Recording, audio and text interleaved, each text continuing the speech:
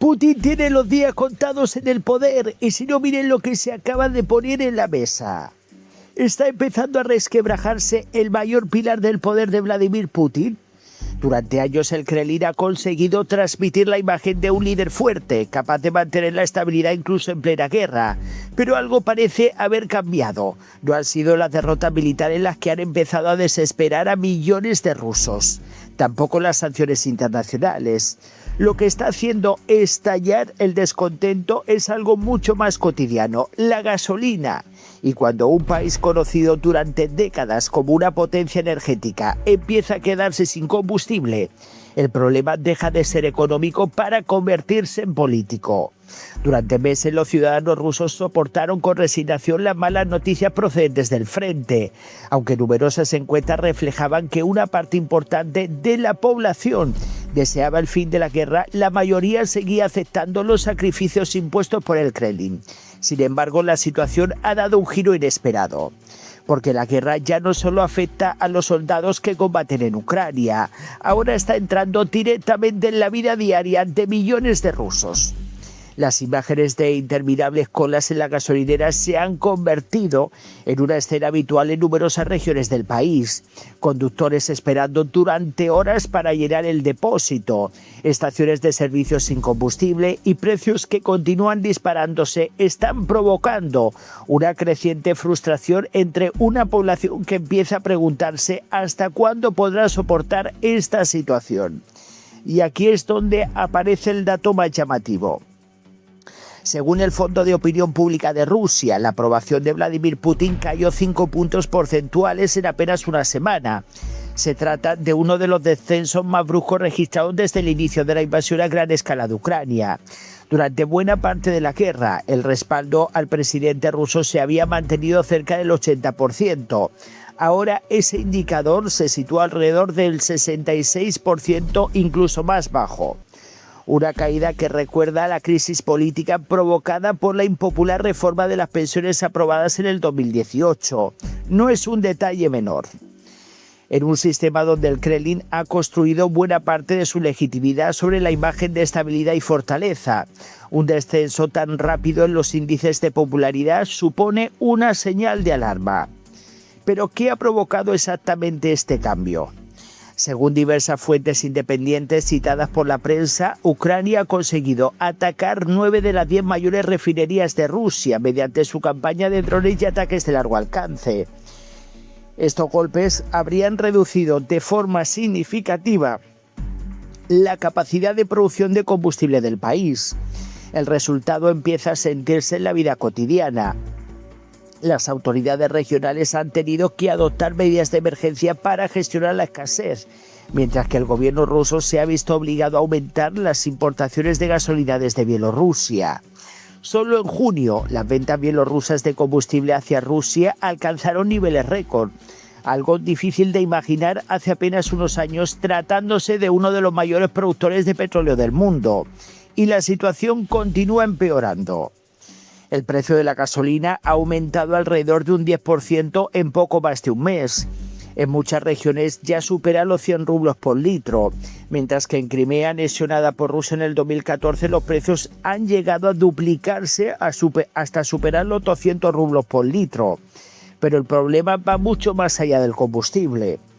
Crimea, considerada durante años como uno de los grandes símbolos políticos de Putin, atraviesa una grave situación cada vez más complicada. La península sufre problemas de suministro de agua, electricidad, internet y productos básicos. Los apagones han obligado a algunos negocios a cerrar temporalmente y el turismo, uno de los motores económicos de la región, se encuentra muy por debajo de las expectativas. Para el Kremlin, este escenario resulta especialmente incómodo.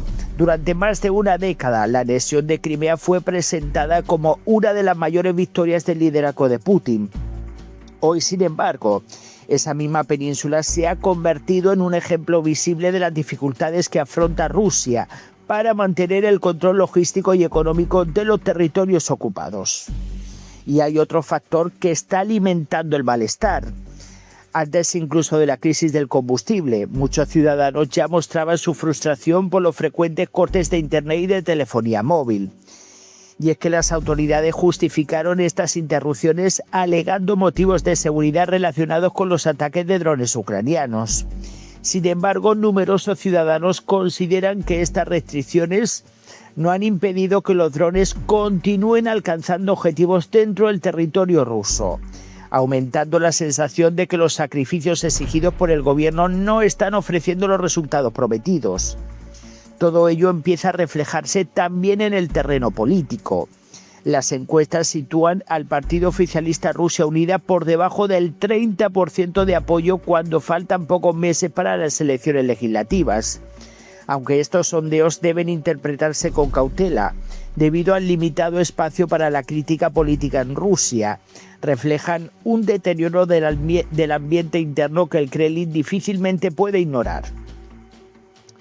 Eso no significa que el poder de Putin esté a punto de derrumbarse, pero el presidente sigue controlando los principales resortes de Estado, las fuerzas de seguridad y los grandes medios de comunicación.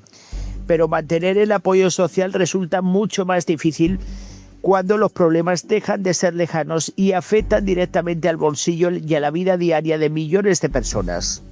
Y esa puede ser precisamente la mayor victoria estratégica de Ucrania. Durante mucho tiempo Kiev ha intentado trasladar parte del coste de la guerra al interior de Rusia mediante ataques contra infraestructuras energéticas y logísticas. Si esas operaciones consiguen deteriorar la economía, aumentar el malestar social y obligar al Kremlin a destinar enormes recursos a proteger su propio territorio, el impacto puede ir mucho más allá de los daños materiales.